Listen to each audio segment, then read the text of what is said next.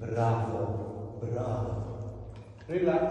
Και λέμε την οδηγία, καθώς relax επιβραβεύουμε. Και κάνουμε 30 δευτερόλεπτα relax. Μπράβο. Relax. Στις αρχές κάνουμε το πράγμα, δηλαδή επιβραβεύω σχεδόν κάθε 5 δευτερόλεπτα στα 30 δευτερόλεπτα. Μπράβο, relax. Συνεχίζουμε να επιβραβεύουμε. Όσο προχωρούμε να ρεώνεις τη λιγουδιά, αλλά επίσης επιβραβεύεις πιο ήρεμες συμπεριφορές, δηλαδή όχι την οπτική επαφή. Αντιθέτως, αν αποφασίσει να βάλει την κεφαλή στο πάτωμα, εκείνο να το επιβραβεύσω.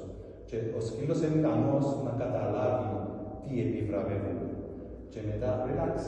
Αν το κάνεις αρκετές φορές, πρέπει να προσέξεις ότι να σου προσφέρει ο ίδιος και να σου κάνει το πράγμα, και ώστε θεωρεί να περιμένει να του πεις εκείνο το πράγμα για να πιάσει. Αλλά δουλεύει από την άποψη ότι αν relax, αν ο σκύλος βάζει το σώμα του σε μία ήρεμη στάση, σε κάποια φάση θα ακολουθήσει το μυαλό. Πόση ώρα να είμαστε ουδέτα, όπως είναι τώρα. Άρα, συνεχίσω την άσκηση να με το relax για παραπάνω δευτερόλεπτα, σε κάποια φάση να ξεκινήσει να χαλαρώνει και να μην relax. Πάμε ένα τελευταίο relax.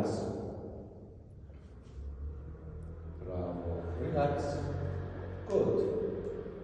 Και του πάει έτοιμος. Έτοιμος. Μας σε παιχνίδι.